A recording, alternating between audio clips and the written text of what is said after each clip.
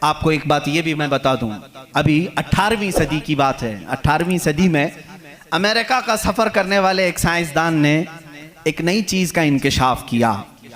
Atlantic ocean میں یا سمندر کے ایک حصے میں ایک ایسی جگہ ہے جو بالکل ہی ڈارک ہے، ڈارک سپیس اس کو کہتے ہیں، یعنی وہاں روشنی بالکل نہیں، سورج کی ایک کرن بھی وہاں نہیں آتی، اتنا وہاں پر اتنی وہاں تاریکی ہے۔ یہ کب؟ 18ویں صدی میں، یعنی آج سے 200 سال پہلے کی بات ہے۔ اس نے انکشاف کیا، دنیا کو بتایا، میں نے ایک ایسی جگہ دیکھی، بہت ہی ڈارک ہے، بہت اندھیرا ہے۔ وہ جب واپس آیا تو علماء ربانیین نے سورہ نور کی قرآنی آیتیں پڑھی۔ اللہ فرماتا ہے کہ اذا اخرج یدہ لم یکد یراہ ومن لم یجعل اللہ لہ نورا فما لہ من نور۔ اللہ فرماتا ہے ہم نے کائنات میں ایک ایسی جگہ رکھی ہے کہ اس پہ اندھیریوں پر اندھیریاں ہیں، اگر تم ہاتھ بھی نکالو گے تو ہاتھ بھی نظر نہیں آئے گا، ہاتھ بھی نظر نہیں آئے گا۔ یہ کہاں کا؟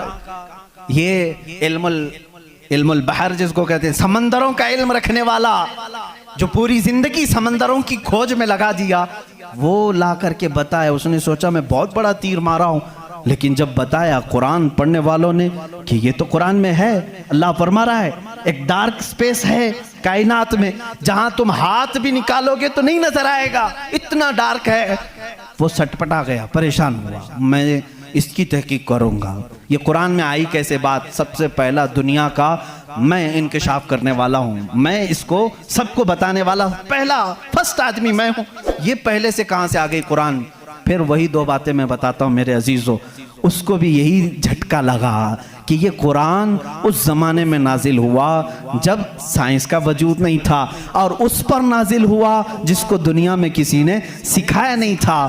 بعد میں پھر اس نے یہ سوچا شاید ہو سکتا ہے پروفیٹ محمد صلی اللہ علیہ وسلم سمندروں کا سفر بہت کرتے ہوں گے، ان کے سمندروں کے سفر میں شاید کبھی یہ جگہ آ گئی ہوگی، اس لیے انہوں نے اپنے من سے قرآن میں یہ لکھ دیا ہوگا۔ اس نے یہ نتیجہ نکالا، لیکن دوسرے ہی دن اسے پھر بڑا جھٹکا یہ لگا کہ جب سیرت مصطفیٰ پڑھا اس نے، اللہ اکبر، حضور کی 63 سالہ زندگی میں آپ نے ایک مرتبہ بھی سمندر کا سفر کیا ہی نہیں۔ یہ بہت بڑا جھٹکا لگا کہ وہ محمد صلی اللہ علیہ وسلم کبھی پوری زندگی میں سمندر کا سفر کیے ہی نہیں۔ میرے عزیزو، اس بات میں غلط فہمی میں نہ آنا کہ وہ سمندروں کو نہیں جانتے تھے، وہ معراج کا سفر کرنے والا رسول سمندروں کو ضرور جانتا ہے، لیکن یہ حکمت الہی تھی کہ کبھی سمندر کے سفر کرنے کا اتفاق نہیں ہوا۔ اب اسے جھٹکے بھر جھٹکا یہ لگا جو کبھی سمندر کو گیا ہی نہیں، وہ اگر اٹلانٹک اوشین میں موجود ڈارک سپیس کو بتاتا ہے تو ضرور وہ اپنے پیٹ سے نہیں بتا رہا ہے، وہی اس کو بتایا ہوگا جس نے ڈارک سپیس بنایا ہے۔